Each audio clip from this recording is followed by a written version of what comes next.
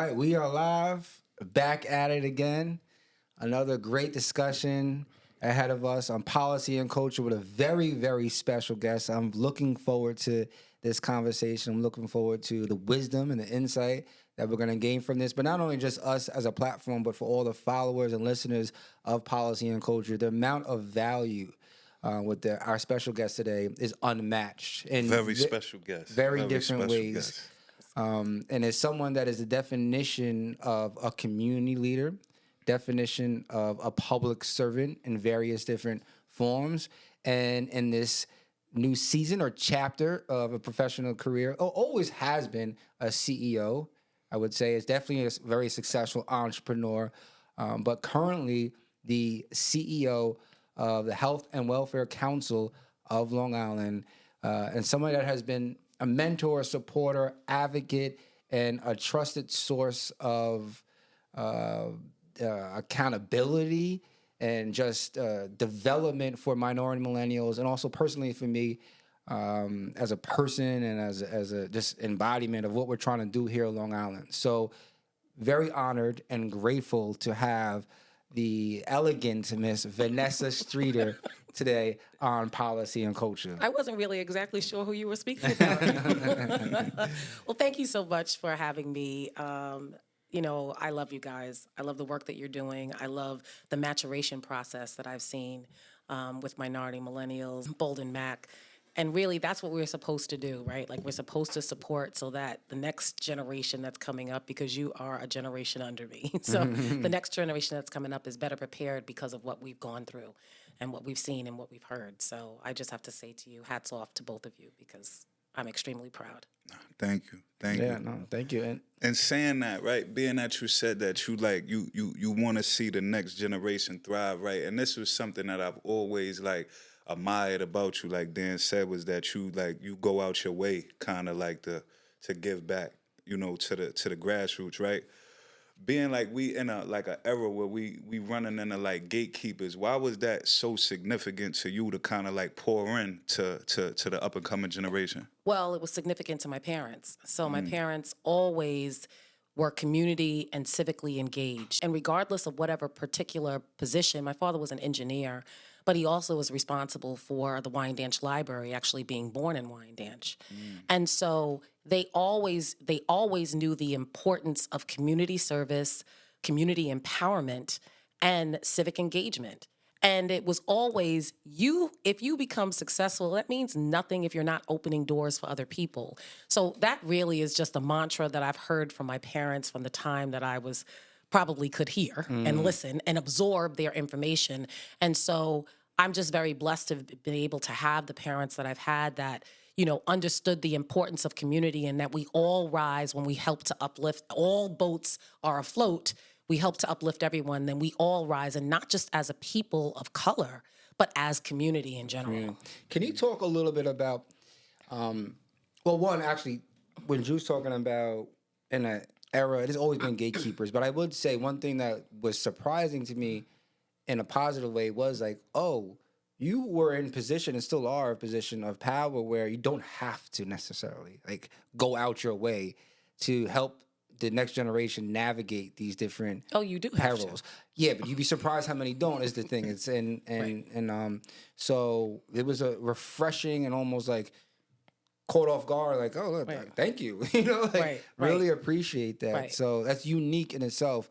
Can you talk a little bit about your parents and the impact that they had, and then your journey into even growing up in the community that you grew up in, and kind of how that journey got to where you are now? Sure. So, gatekeeping, I don't really even want to have a definition for that, because that's just not who we are as a people. If we go back to our African traditions, they are not. It's not about gatekeeping. It's about community, and it's about opening doors for others. And my parents, listen, they came from the Bronx in 1965. Really? Bronx. Leggett Avenue. Yes. Yeah. Leggett Avenue and Prospect Avenue in the Bronx. And they came, seeking a suburban life. And even when they came, my parents at the time had about $10,000 to $15,000 to purchase a home. And literally the difference between Wyandanch and Dix Hills was about $5,000, but they were never shown houses in Dix Hills. And that is literally 2 to 3 minutes from where we ended up residing, which is Wyandanch. So that redlining was real. And this is what decade is this? 50s, This 60s? is 1965. 65, Right. okay.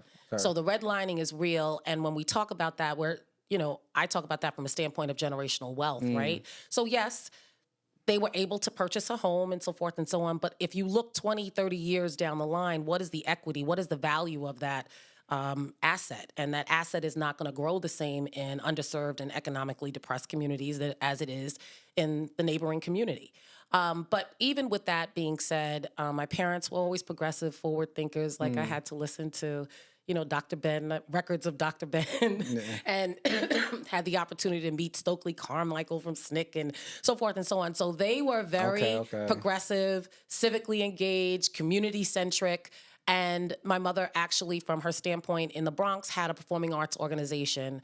And then when she moved out here to Wyandanch, she realized that the kids in Wyandanch were lacking in extracurricular activities. So she figured, what can I do to use a skill set that I have, which was the performing arts? How can I impart that knowledge and experience, but to motivate them academically by using the performing arts? And so that's how the Vanessa Cultural Workshop was born in 1967 in our garage. Wow. And after the first year, it grew and word spread that my father then, and everybody talks about my mother with the Vanessa Cultural Workshop, but it was really my dad that was like, okay, listen, they cannot stay in our garage any longer. I'm going to have to find you another place. And so he went to the Catholic Church on Stray Path in Wyandanch, Our Lady Miraculous Medal, and spoke to the pastor there. And they opened their doors to us because they understood what my mother was trying to teach. She was using performing arts as a microcosm of life to teach kids real-world experiences, to show them the importance of civic engagement, to show the role modeling that needs to take place on a consistent basis so that students and children are able to see people that look like them that are successful and that are giving back. So not only being successful, but for all of my teachers now, and I bring this full circle, all of my teachers are former Vanettes who've gone on to college and come back to teach. So they're assistant principals, they're entrepreneurs, and so my students get to see that on a consistent basis. So they see themselves in the people that are actually imparting knowledge to them as it pertains to the performing arts, but just in life and life skills. Yeah. And now, for you though, growing up in Wyandanch and having parents that were that engaged and kind of instilling the wisdom, was there, again, because for me, I wouldn't say similar situation, but definitely growing up in Wyandanch and I had parents that were like, you got to do this, you got to do this. For some reason, I kept wanting to go this way. Like, I didn't want to listen to what they were saying. It took me a long time to really understand what my father was saying or how my parents were raising me. What was that journey for you like? What really? When did it hit for you? Like, my parents are telling me I got to listen to what they're saying. It always hit, because listen, my parents rules with iron hand, right? Like, so there was no deviating. There really wasn't. But they always sat down, not only telling me what to do, but like engaging me in conversation as to why it's important, right? Making me understand, not from the standpoint of an authoritarian standpoint, but from a standpoint of collaborative, like just us sitting down, figuring out together. And then I could see, like, I wouldn't question it because I could see what my mother was doing in community and I could see how children were benefiting. So it was like, why wouldn't I walk in the footsteps of this woman? I could see from my father's standpoint of being an engineer, but opening doors, making sure that kids had internships, making sure that he got so many people hired at Grumman when he was working at Grumman, opening the door to black, opening the door to black women, engineers. So I was able to see that on a daily basis. So there was never a time that I thought there was anything contrary to what they were doing. I was just like, this is the right thing to do because they're helping to uplift people. They're helping to expose people. And then for me, as I didn't go to Wyandanch schools, I went to the Academy of St. Joseph's. My parents really were like, listen, the one thing we can give you is a great education, right? That's Brentwood, right? That's in Brentwood, right? On Brentwood Road.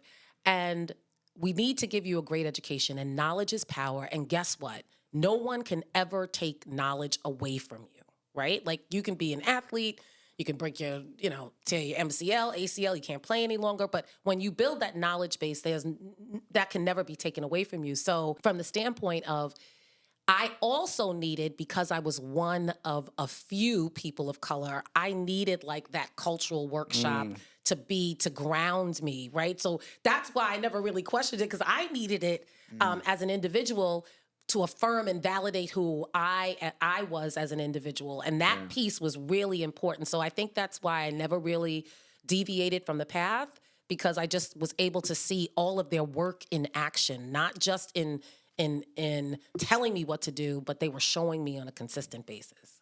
It's powerful. You know, one word that keeps coming up, I'm realizing, in like the last 8 episodes, What's that? is affirmation. And it seems to be in different forms of it, but it's very important when we ask people like Dr. Sands, he kept saying like, the affirmation of my ideas makes sense. The affirmation of my journey makes sense. The affirmation, even before he became president, was I can be president. Like it's interesting to see how important, because that you need that support network, especially as you're growing as a student, a child. You need people around you that are affirming who you are. Like, you're doing great at this, or you know what, you're not that great at this, but let me help you. Let me figure out how I can get you to the next level. When you're surrounded by that, then that's just, to me, a supportive environment that's going to allow you to flourish. When there's people that are constantly telling you, no, you can't, you start to doubt yourself. And that self-doubt, when you internalize it, is not going to allow you to fully come to fruition and flower. So, and that's also when you could run into like imposter syndrome and all these other different things. Correct. So you have now, let's just say high school senior, Vanessa, what's that journey in college and right there? So I was pretty, I was inclined, I was mathematically inclined. And so trying to figure out junior, senior year, what I wanted to do, what I wanted to pursue. And my father happened to be reading a Smart Money magazine. I was 15, and he was like, and his nickname for me was Stuffus, because I was a little chunky. So he's like, I think you should read this article, and why don't you consider a career in financial analysis, because you're great at math. So I read the article, and I was like, I think this makes sense. So then we started to think about institutions that I would apply to. And I had, I was fortunate enough to have people in my life that have gone to college, so I could speak to them and find out. Also, as part of the Vanessa Culture Workshop, we had alumni that have gone to college, so you can talk to them and find out the various areas that they're pursuing. And I actually had a neighborhood friend actually from the Vanets, and he came and actually sat down with my dad and said, I think Vanessa needs to apply to Dartmouth. And when I walked in, I was like, why are you here and why are you talking to my father? Like, talk to me. And he's like, no, I think you have something that you can contribute to the Dartmouth experience, so you should consider. So I applied to probably a myriad of 11, 12 schools, and I chose Dartmouth, 1, because they gave some good money, 2, because it was an Ivy League, and knowing that, having the hardest thing about an Ivy League is getting in. I think you have to have a good work ethic once you're in, right? So there are people that have gotten in and didn't stay because they didn't have a good work ethic. They were smart, but probably naturally smart and didn't have to work so hard at it. I had to work at my intellect, right? Like, it wasn't something that came easy. So being able to, and knowing that having an Ivy League institution degree was going to open doors that wouldn't necessarily be opened for someone like me is a thought process that myself and my parents took into account as well. So then I was able to go to college. It was a wonderful experience, but at the same time, it wasn't a utopia. So, and when I say it wasn't a utopia at Dartmouth College, there was the Review, which was kind of like a very far right publication, and I guess group of individuals. It was during the time of apartheid in South Africa, so we were, protesting and building shanties on the green.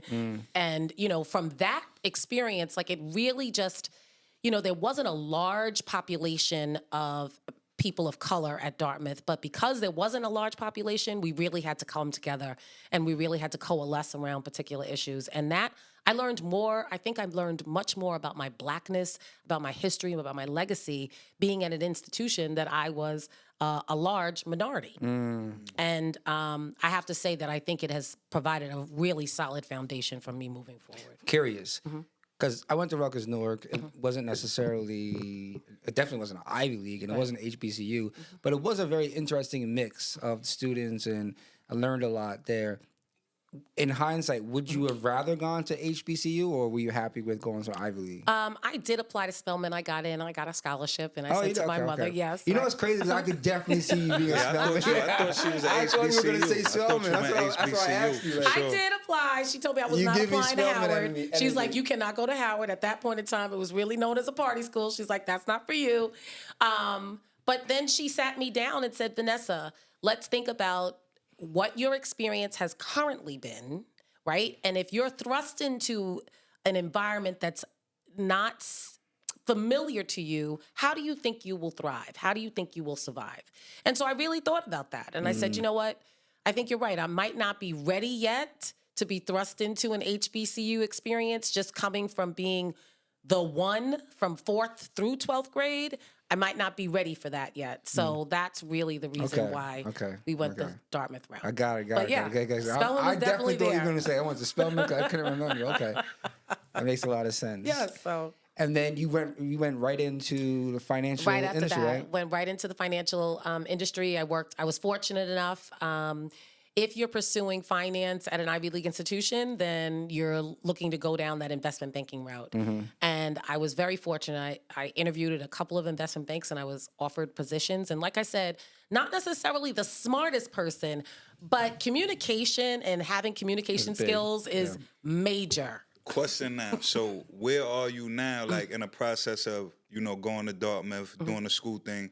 How active are you still with the Venettes? Is the Venettes still active in the community at this time? Of course. Okay, so Yes. how are you managing that, So like back and forth even now? while I'm at Goldman, so I end up working at You Goldman can't just say, Sachs. hold on. You just drop it like Dartmouth, Goldman. Like, Like I said, I was very fortunate. But when I talked about that communication, like communication is a key. I know some people that are highly intellectual, but can't communicate, can't resonate with people. So therefore, they don't interview well. I like to talk, so I Yeah. interview pretty well, Yeah. right? So I think that's why I was offered a couple of opportunities, and I chose Goldman Sachs. And it was considered the premier investment bank, and still probably considered the premier investment bank on Wall Street. And I just felt like that environment would put me around the smartest people within finance. Now, once I was there, I kind of realized this might not be for me. Like, it's Really? 80, 90 hours a week, It's a lot. right? And it's okay because you're 21, right? So you'll find out that same day that, oh, you got to go to Chicago for a meeting tomorrow. Can't go back home. You got to figure out how you're going to make that work. Are you living in the city or are you living on Long No, Island? so I'm living at home. So my Okay. parents did say, right? She was like, you can go and get an apartment in Brooklyn or wherever, but why wouldn't you just want to pay me the money? And you could stay here, and we have an apartment for you downstairs. So they fixed an apartment for me downstairs. I had to pay them rent. If I was a day late, it was 5% per day. Really? But it taught me to manage my money. But at the end of the day, when I got married, she gave me all the money back, right? So Okay. it was really just to kind of prepare you. Right? But at the same time, I still was involved in the Vanessa Cultural Workshop. So every weekend, I was still teaching the students. And now, what exposure to the students knowing that this person's in finance, she's at a premier investment bank, she's still coming back to teach, she's still coming back to give back to community, and this is what we need to do when we become successful. So it was exciting for me. I was part of Big Brothers and Big Sisters. We actually started getting Goldman Sachs to recruit at HBCU. So it was myself along with a couple of associates. We got together and explained, we understand that you only recruit at Ivy League institutions, but you're missing out on some really qualified candidates. They're choosing to go to HBCUs because it's legacy. Their father's going there, their grandfather's going there. So we need to open up our opportunities for recruiting and consider historically Black colleges and universities. So we started out with Morehouse, Spelman, and Howard. Wow. And then each year we added some additional historically Black colleges and universities and got some really great candidates as well. Wow. So even from that, you've been, didn't just, you know you've what I'm been saying? A opening doors. So gatekeeper this is is, I'm natural. there, Yeah, right? yeah, yeah. And you got to get there too. Yeah. It was like, no, but there are opportunities for other people. And when we're in those positions, if we're not pushing the envelope, sometimes you have to be a thorn in the side. If we're not doing that, then what's the purpose? What's your purpose? Yeah. Right? Like, what is your purpose? You have to make sure that other people have opportunities. So I was really happy to to be able to be part of that initial inaugural group that kind of pushed the hand of Goldman Sachs to start thinking about HBCUs as well. That's major. And what's your now journey from Goldman to then your role in Town of Babylon? So I'm at Goldman Sachs for a little while, and then I leave Goldman Sachs and I go and I'm a bond buyer and a portfolio analyst for like a small boutique financial organization. And I love that as well.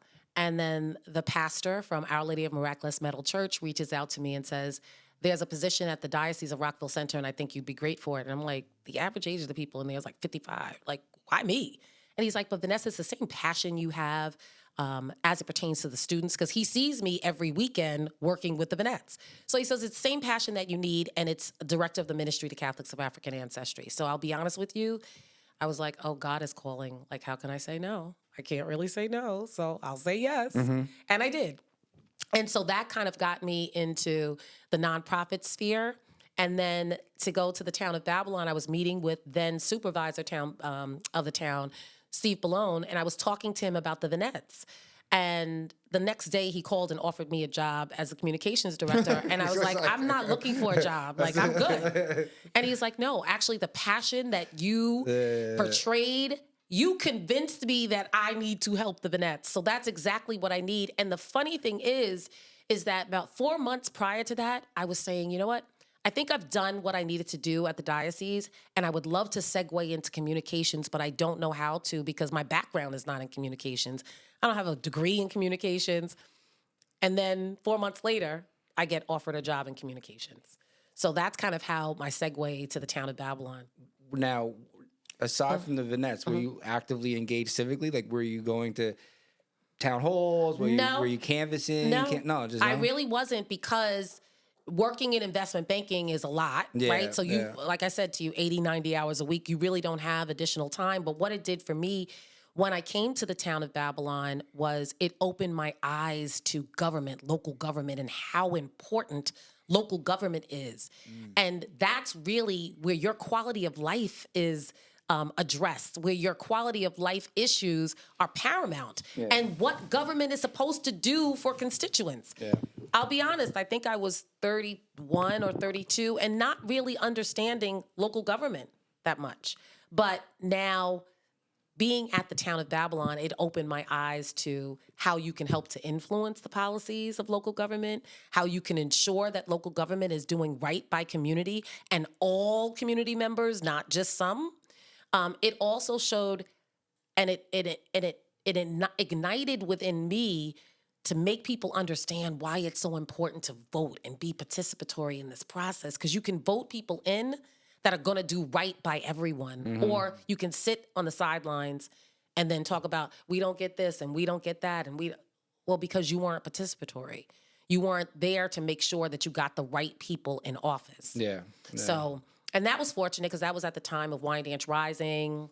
That's like, what's that, 2000, right? That was 2000. The visioning process was 2004. I joined in 2005 on the Town of Babylon. So, and it was funny because even at that point in time, people were like, Wine Dance Rising, like, why to the then supervisor Ballone, like, why are you so concerned about wine dance?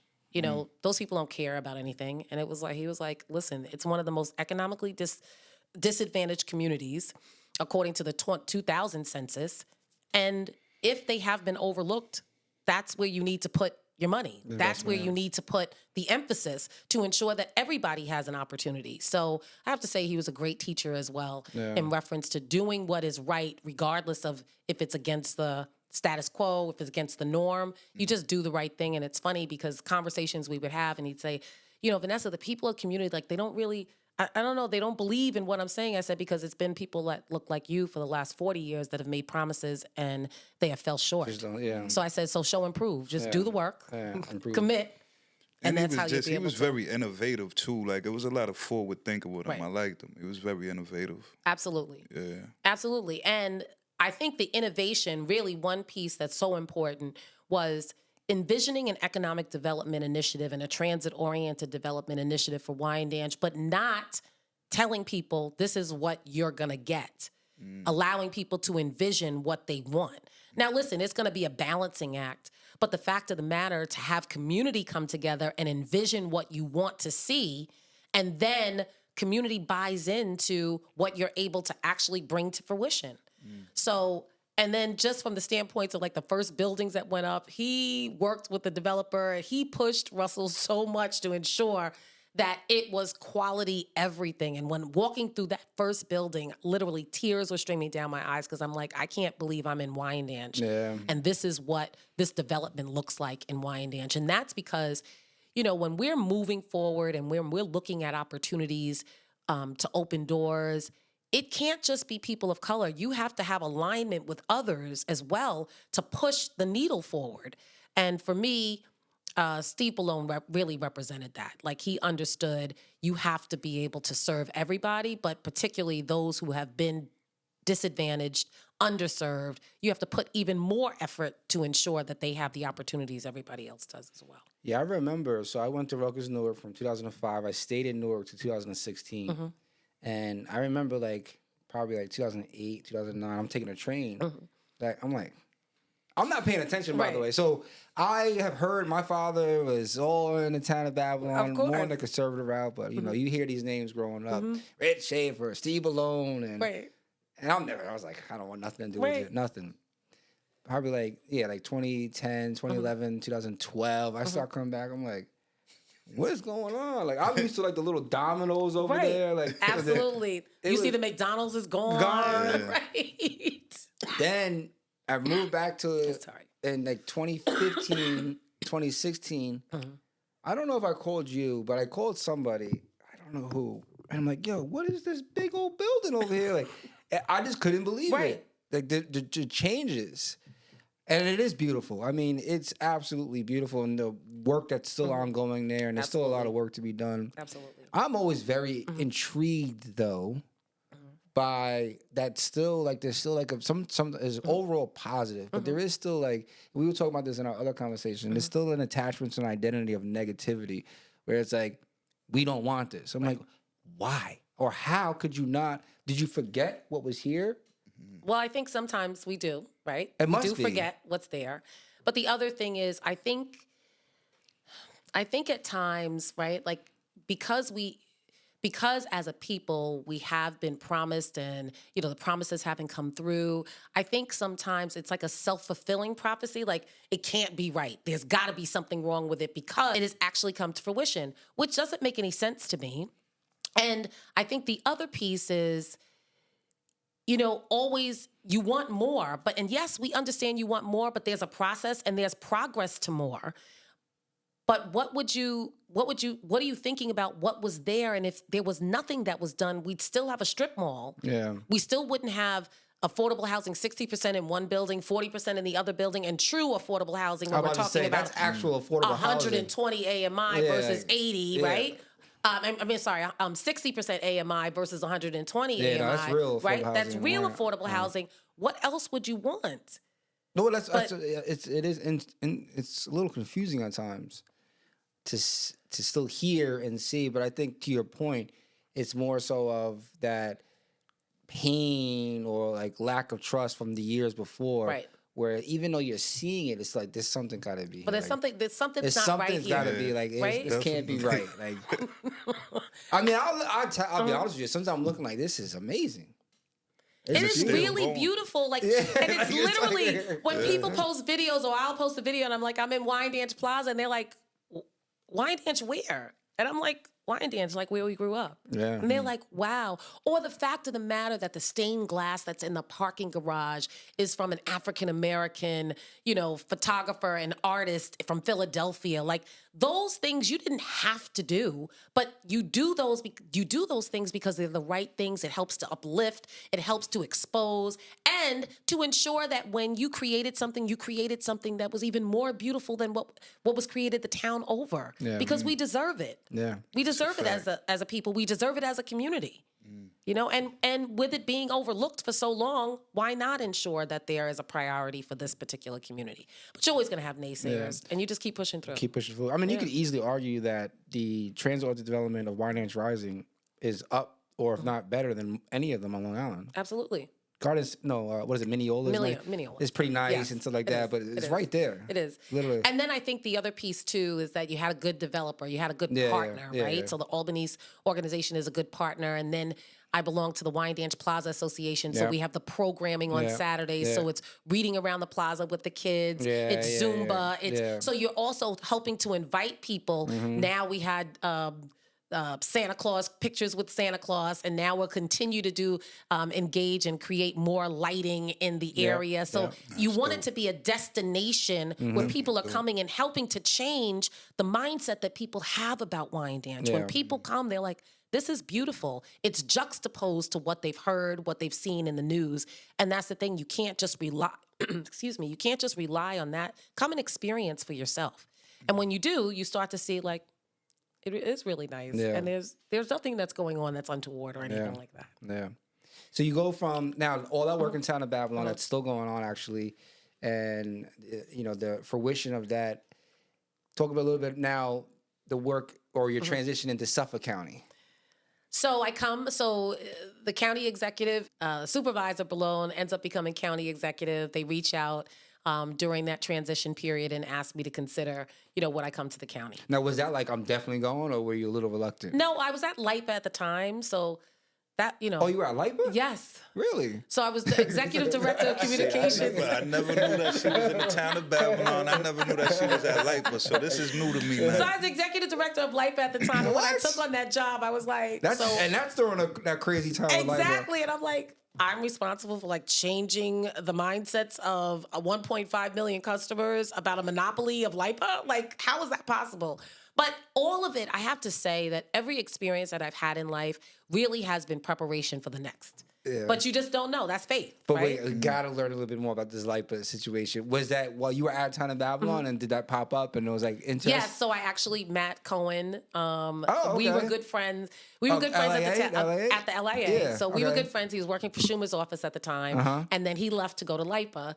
And then he was there maybe a couple of months, and he's like, "We have the executive director of communications position open, Vanessa. Why don't you consider it?" So that's really what brought me to LIPA. Wow. So Matt and I worked a lot together at LIPA as well. Got and it. so that was interesting. But listen, that was in an environment that is a consistent adverse environment, right? Like there's nothing that LIPA can say that makes people happy, right? Your rates are your rates. You don't have any choice. And so, but even having to exist in that environment and communicate in that environment prepared me for the next. So that prepared me for the county. Yeah. And so I came to the county. I started in January of 2012, and we came in inheriting like a $520 million deficit, and like 500 people only funded for the first 6 months of the administration. And we just continue to trudge through each and every time. And I have to say that I'm so blessed, even regardless of what has happened after I left the county and some of those trials and tribulations after I left the county,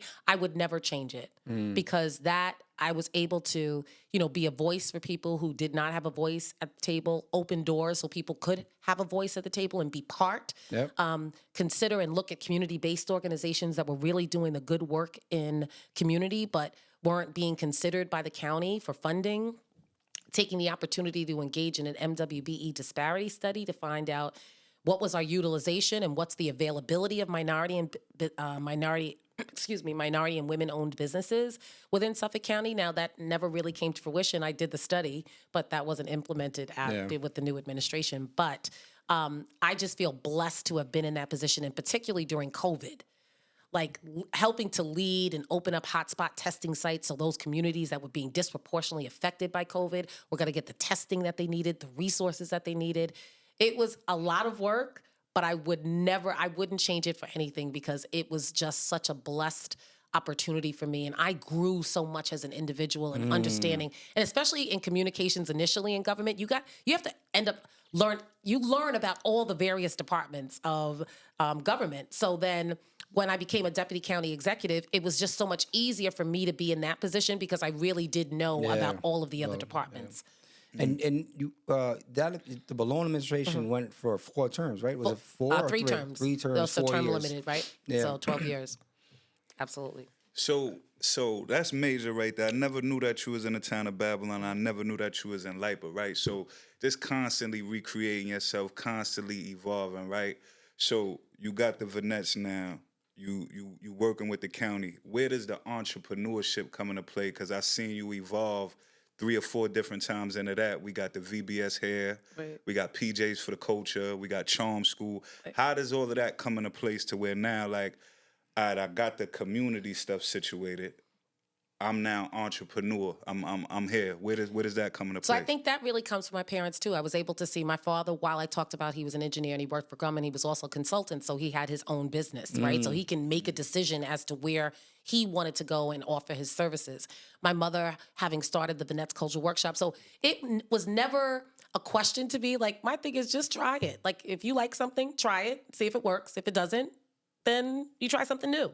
So I never really had, I think, any blinders on as it pertained to entrepreneurship. And I also realized too that, entrepreneurship is a gateway to freedom, right? So you being able to have that side hustle is real important to be able to ensure your fiscal sustainability as a family, as an individual. So I was always thinking entrepreneur, like, I used to promote parties when I was in college. Yeah. We did the Greek Fest a couple of times at Jones Beach. It was just always in me, right? And I was able to see it through through my parents and what they did. So it was easy for me to say, if you think about something and you imagine it and you're passionate about it, because to me, that's the most important thing. You have to be really passionate about your entrepreneur, what you're looking at as an entrepreneur. And if you're passionate about it, try it. Nothing beats a failure but a try. So that's how we kind of went down that road. And really, it was my accountant. VBS here was my accountant saying, I was like, I'm tired of paying all these taxes. And he was like, well, figure out something you're passionate about and create a business, Vanessa. So I was able to do that. And then with my son, it was really an experience that we had. I always made us wear matching holiday pajamas, and he'd be always like, Mommy, these are so random. Like, can you find a black Santa? And I'm like, no, I can't. So then in 2021, Christmas 2021, he was like, why don't we create a company, Mom? And we can make sure that there's cultural representation during the holidays. And so he got that entrepreneurial spirit as well, right? Yeah, From listening to me, listening to his dad, or listening to the people that I chose to ensure and surround him with as his support network to say, let's try it. So that's kind of how PJs for the Culture was born as well. Dope. It's a lot, I'm a husband, father, entrepreneur, and I'm gonna be honest. Like, sometimes when I have learned and seen women be so successful, and then I'm like, wait, for instance, like, you're a mother, a wife, an entrepreneur, CEO. Like, how? I'm going to tell you that there are things that fall by the wayside. There are things that fall by the wayside, and you have to have a good support.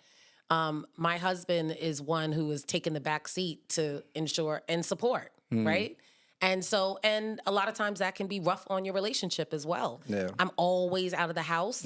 I'm always doing something. So it's kind of like, am I married to myself? Like, from his perspective, am I married to myself? So there are going to be things that are not perfect, right? Like, it's definitely not a perfect world. Yeah. But I also feel like I have an obligation. I feel like I've been blessed. And I think that, to whom much is given, much is required. Yep. And so therefore, I have to always do for other people. I have to try to open up doors. And then I also want to make sure that I'm setting up, my next generation to do well as well. Yeah. So, sometimes that's an understanding that comes. Sometimes it's not. But I do think there is a toll that is taken, especially when you decide to go down so many different avenues. Definitely difficult. It is difficult. I think I had firsthand experience of your leadership.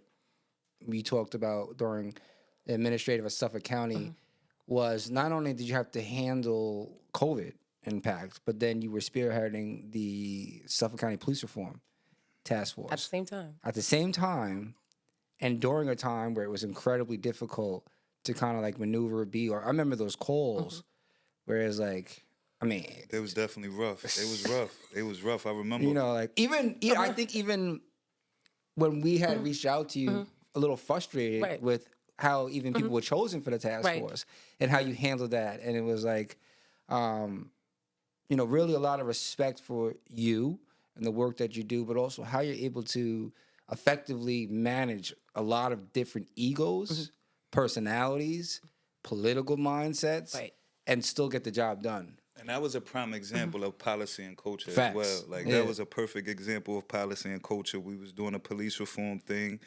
We didn't agree that it was enough Yes, young it black was men yeah, on the absolutely. panel, and we had the relationship to be able to communicate with Miss Vanessa, and it was a change made. Yeah. Of course. And the thing is, you can't have ego in it. Like, it's not about, you weren't saying that because you had a problem with me or you had a problem with the process. You wanted to make sure that you had the right representation. So it's always about, like, to me, it's always about an open mindset. Like, you have to know that you don't know everything, right? Like, I don't know everything. County executive doesn't know everything. So when it was brought to us, I went to Steve and I'm like, okay, you know what? They say there's no millennials on there. And I was like, I thought so-and-so and so-and-so was representative, but they're really not. So we got to make sure that we have, Dan or Andrew on. And he was like, okay. Like, you know what I mean? So it's about good relationship too, right? I have your back, you have my back. And so when I made the recommendation, it made perfect sense. And so therefore, and it goes to show you that it was the right thing to do because of the challenge of the conversation. Like in police reform, that wasn't easy. There were contentious conversations. There were uncomfortable moments. But you know what that did? That moved everybody, right? Yeah. It moved me having, and people were concerned, like, why do you have the unions at the table, right? The union shouldn't be there. They're the problem. And I'm like, wait a minute. Let's think about this. We can do all of this work and the unions are not at the table, but guess who has to implement police reform? The unions. It's going to be the officers. So we have to have the union at the table so that they end up understanding the rationale and reason and why we have put these policies in place. If we don't do that, then all of it will be for naught. And I'm not spending 8-9 months doing this work for it not to be implemented. So it made sense. And people disagreed, right? But I'm also a praying person. So I kind of pray for guidance. I pray for clear thought process. I pray for the Lord to lead and guide my steps on a consistent basis. And hopefully he does that allows these doors to open and allows people to understand why. Yeah. Because there's no ego in here. It's really about what's in the best interest of people. Yeah. No, I mean, that was a masterful way to manage and navigate a very difficult landscape. And just the magnitude of that whole situation, like that was right after the George Floyd thing. So the type of outside pressures that was even coming in from black men, to be a woman, to be able to handle that was just crazy. That was like a topic that was being spoke about from some real prestigious leaders. So for you to kind of lead the forefront and implement us into that was just another testimony of But that's the only way. If you're talking about George Floyd, right? Like, you represent him. You are George Floyd on that task force, right? Like, you are the voice of that person. And that's what happens. So many times there are divides and barriers that don't allow us to be able to communicate or interact. So then there's fear of the other because I don't know who you are. But once you break down those barriers and us to really have honest communications, transparent communications, and shared lived experiences, I think that helps to open up my mindset to say, wow, I see where Dan is coming from. I see where Andrew's coming from. And I think that's why we were able to get to a point with our police reform and reinvention plan that it was a real plan. Yeah. It was real implementation.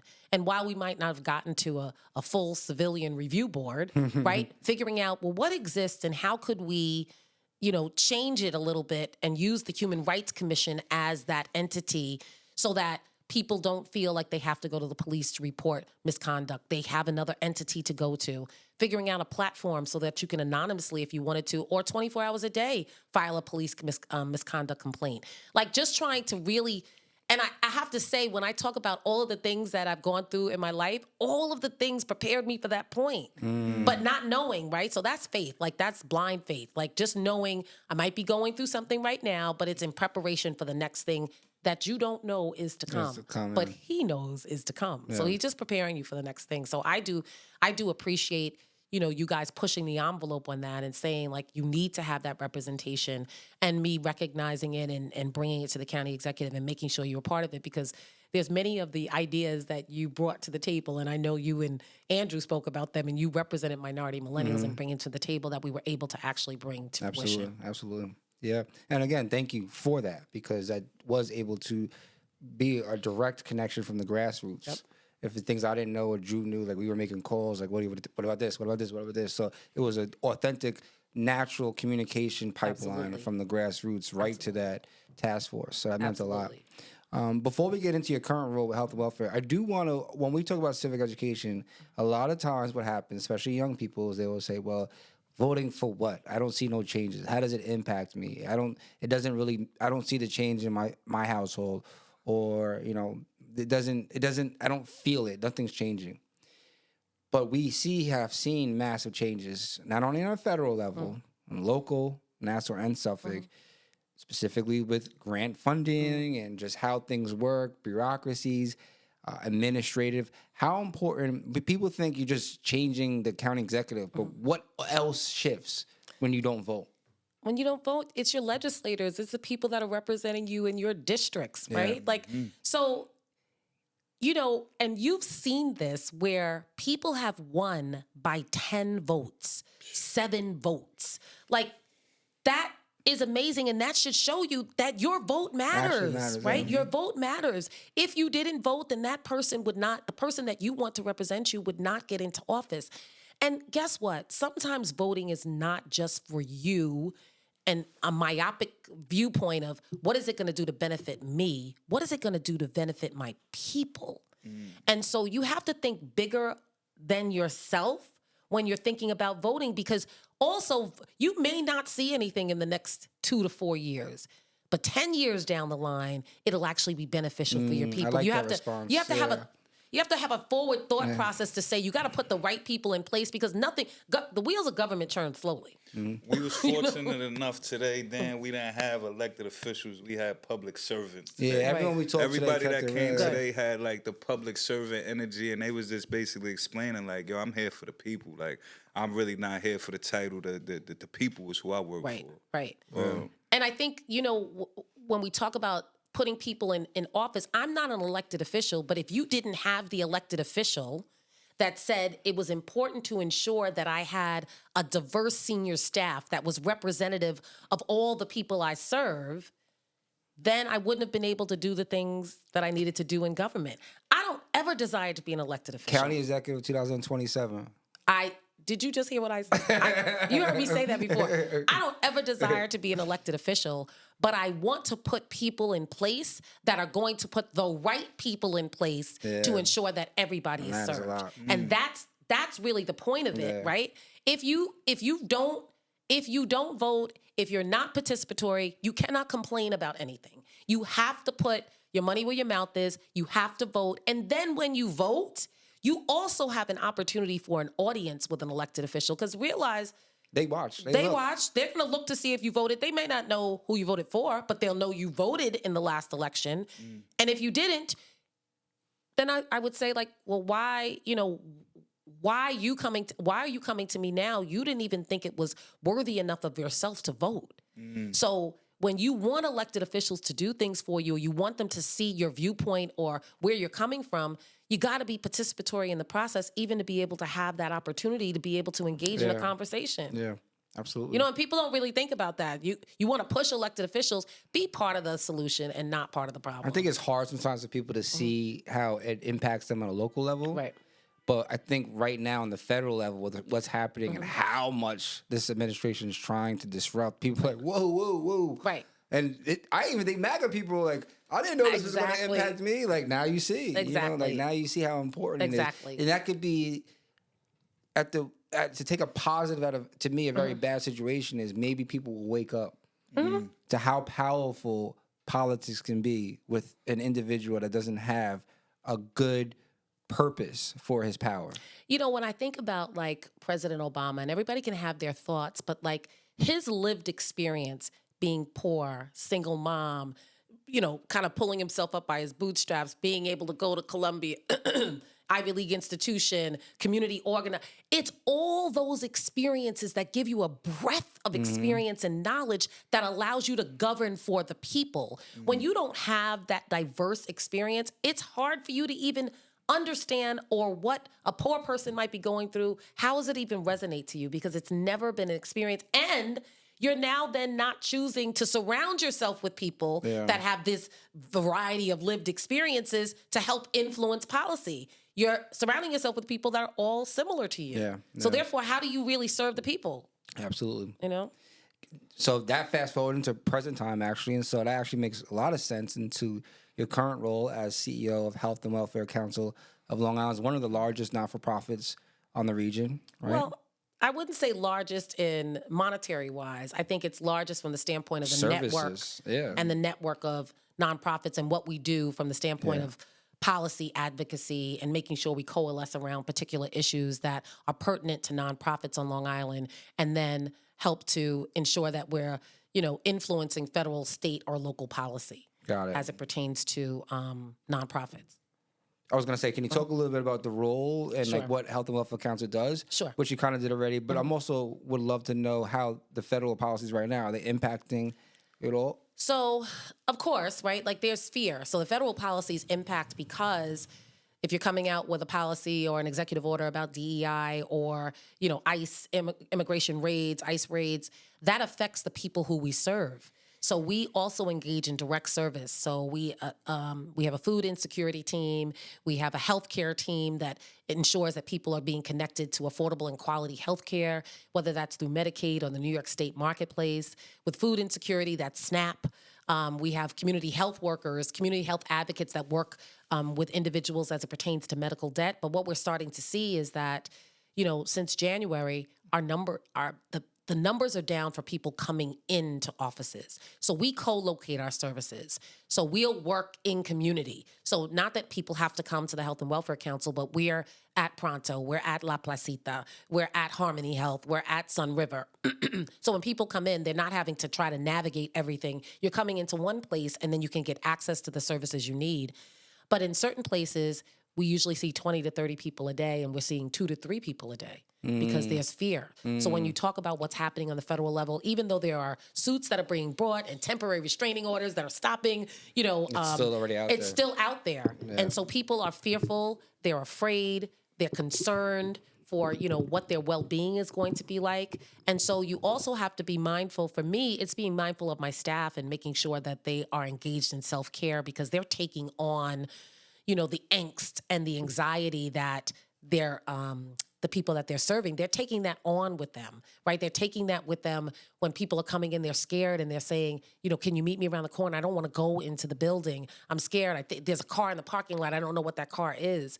So also engaging in self-care and making sure people are taking care of themselves, because if you take care of yourself, you'll be a better servant to others. Yeah. And I think the other thing is put your head down and do the work, right? Until otherwise told, right? Do the work and just make sure that your interaction with people is authentic and they feel comfortable with you, because even though people might not be coming in, they can be ambassadors for the work that we're engaged in, so that they go, no, I just went and they really helped me. You should go. And so, I think making sure that just we are authentic, we're helping people as much as we possibly can, and help and be armed with the facts and the information. Yeah. So understand what the rights are of the people that you are serving, so you can be that ambassador and be that educator for them as well. So, and then we have a social care network that we are just started in January. And the social care network basically addresses the social care of Medicaid lives on Long Island. So when I say that, that means addressing food insecurity, addressing transportation, housing issues. And so we just started that, which is operational as of January 2nd, but we're hopeful to be able to screen within the next 2 years 680,000 Medicaid lives on Long Island through the community-based organizations that are part of the network, and connect them to the services that they need. So if they need assistance in rent, they're getting rental assistance for up to 6 months. If they need medically tailored meals or prescription produce, making sure that you are addressing the social care around their health care.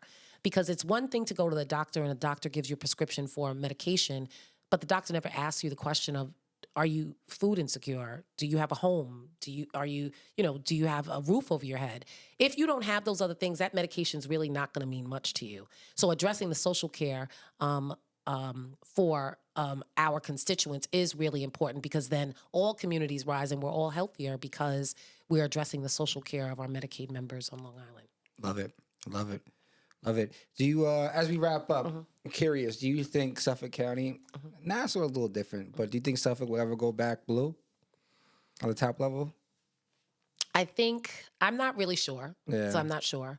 I think what I want to see is Suffolk just serve the people and serve them to the best of their ability and understand all of the people that you are elected to serve and not just a subset or a subgroup of individuals.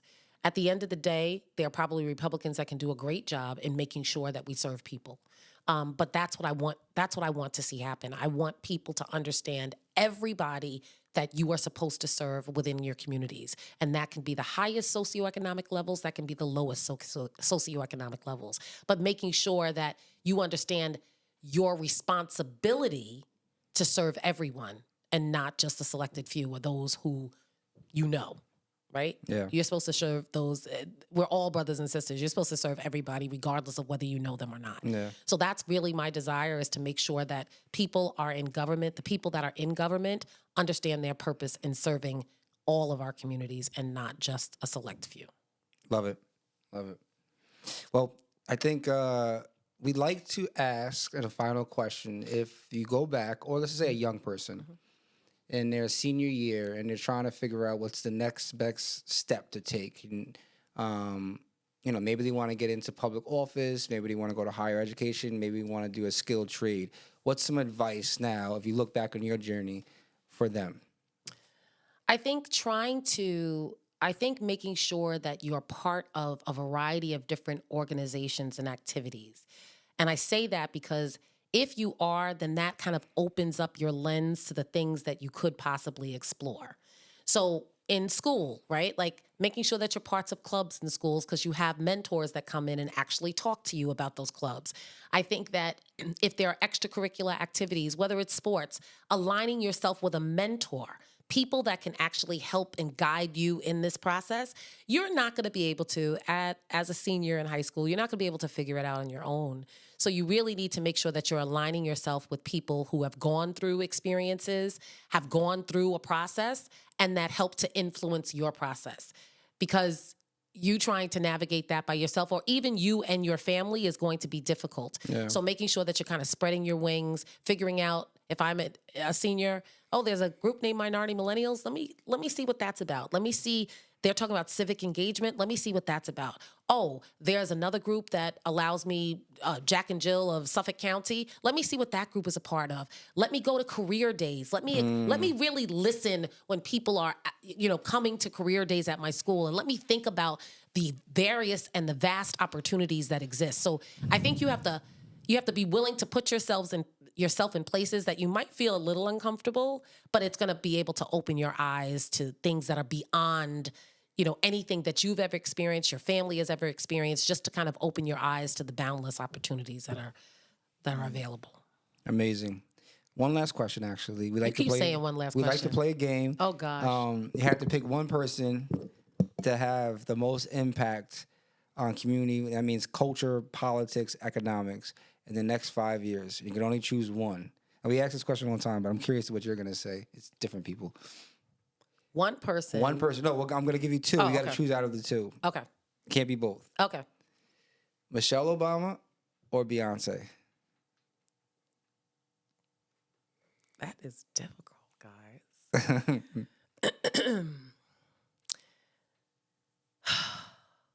I did not think you were going to give me those two choices. Policy and culture. So I am going to say Beyonce. Okay. The reason why I say that is because Beyonce is who she is as an individual, but she's always also married to Jay-Z. And so you help to influence your partner in the places and spaces that they're in. And so when I think about that, I think that it is because of a Jay-Z that we had Kendrick Lamar as a Super Bowl artist.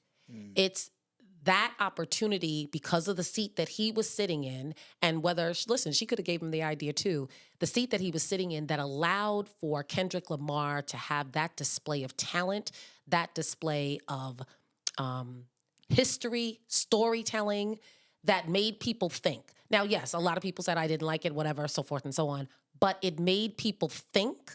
it made them question, it made conversation happen as to what did this mean, what did that mean, what were the innuendos. And so I think it has to be someone, and for me, Beyonce has far-reaching tentacle within community, and I think that they have an opportunity to really influence policy and culture.